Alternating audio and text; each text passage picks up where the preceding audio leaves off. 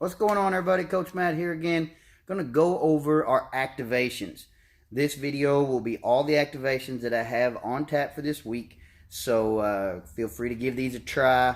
If you're looking at the workouts that I have listed for the week, then you'll see these activations. You can refer back to this video if you can't remember them. But all these we've done before, so you should be familiar with them. If you happen to have one slip your mind, this video will have them all there.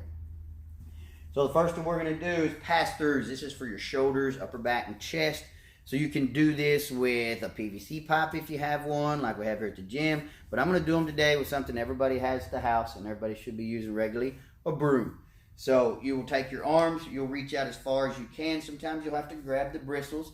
If your arms are long and want the bar to be the bar, broom, whatever you want to call it. Arms straight, it's going to hang about your waist-ish somewhere. So then you're going to keep your arms straight. You're going to take them all the way up and over your head. And your goal is to pass them all the way around until it touches your bottom. Keep a good grip because that's going to give you a little stretch through your wrist. And then bring the bar back around. You'll do these for the prescribed number of reps. The goal is concentrate on not letting your ribs. When we go back, some people will get into this and they'll come here. Usually you'll find a sticking point somewhere if you're not familiar with these. And people will let their backs arch to try to get that out of there. So our goal is to make sure that we're keeping a good tight core, midline stabilization, bring that around, keep those ribs down, make that move with the shoulders, really feel those scaps move, keeping the ribs down, keeping the shoulders back, making sure everything going around. Don't rush through these, just go as far as you can. If you're not able to go all the way around, take the bar or broom or pipe. And if you get to a point where you're like, that's all I got, and you start to lose position, maintain that good position. Just kind of hold it there and kind of work that position and then bring it back to the front.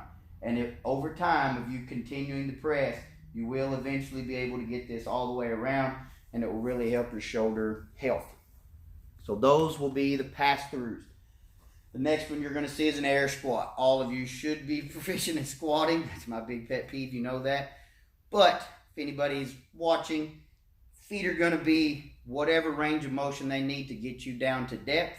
Our goal is to keep our foot balanced. We don't want pressure on our toes. We don't want pressure on our heels. In our mind, we're trying to squat through our arches. We're trying to flatten that foot out. We don't want to feel imbalanced. We're going to concentrate on keeping our chest as tall as possible, taking our hips back and down, driving our knees apart, and keeping our knees stacked over our ankles. It will look like a typical squat with a bar on your back, but there will be no bar, obviously. So also a way to help keep your chest up, keep your hands out in front of you. You'll drive your knees apart, you'll squat, you'll get to depth, you'll stop, and you'll come back up. These, when we're doing these for an activation, we don't want to just drop into them and be doing them all crazy and keeping everything crazy. We want to really kind of think about we're trying to pull ourselves down with our hamstrings and our glutes. We're pulling ourselves down, get to that good position, shift around a little bit, whatever you need to, and then come back up. Concentrate, and we're coming back up on squeezing our glutes, okay? Again, keeping those feet. We don't want the knees. Some people will take their feet wide because they think it gives them small range of motion. It really doesn't, and it can also lead to a bad squat if we let our knees collapse. So a lot of people will take their feet wide to squat, and then they'll squat, and they'll get to depth, but as you can see, my knees and ankles are not lining up. So this is bad. We lose our glutes. We lose a lot of our good proper lines. So we don't want that. So only take your feet out as far as you can drive your knees out and keep them stacked. Make sure your feet never get too pointed out. That's another flaw, movement flaw that people develop. Keeping our feet really wide and pointed out really, really far. When we squat and we get down to this range, unless you have really mobile hips, you're not even going to be able to get to parallel. I squat every day so I can still get here, but it's very uncomfortable in the abductor groin area. It's not something you want to do. So keep those feet straight ahead or slightly out. General rule of thumb is if you're, imagine a clock, you don't really want your feet getting out angled past about 11 and 1. If you get much more than that, then you start to lose your back and forth balance. You start to lose your support. It's really hard to maintain good posture and everything else in good position with the knees.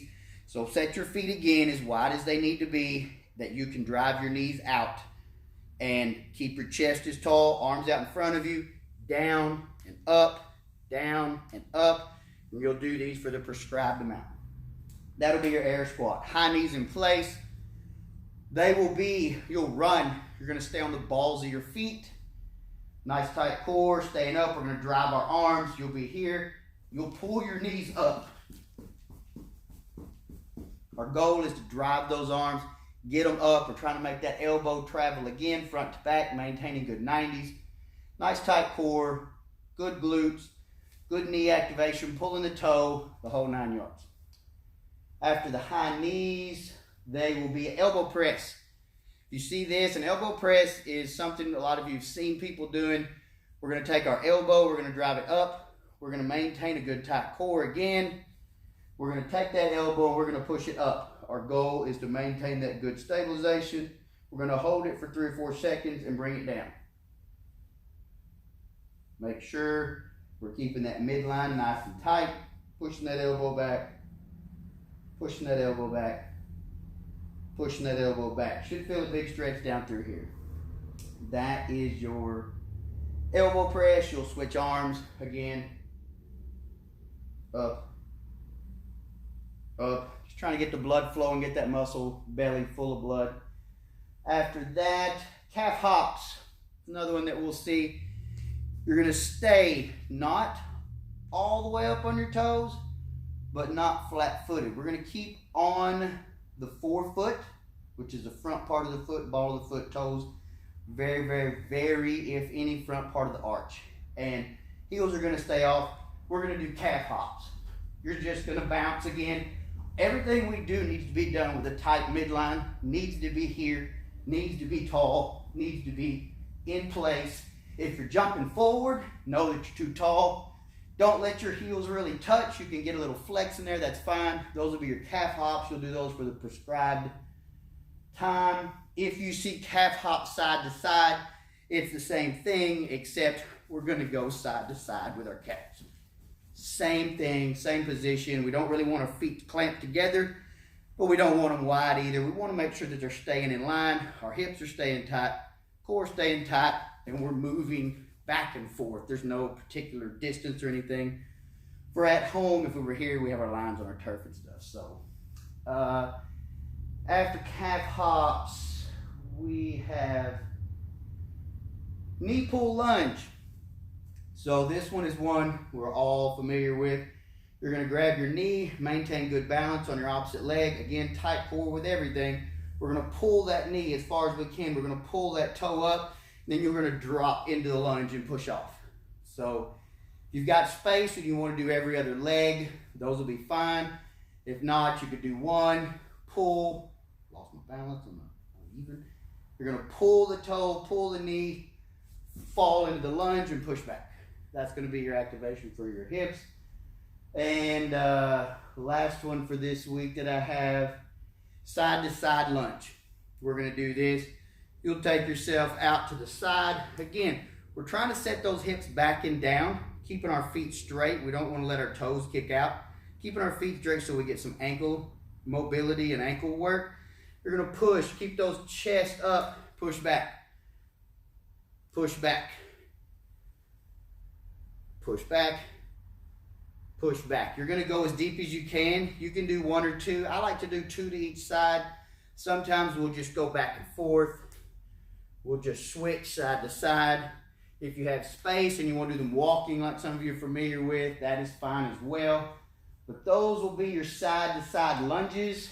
Those will be all of the activations that we have on tap for this week. So hope you guys enjoy that. Again, if you're looking at the activations, you don't remember what they are, feel free to kick back to this video.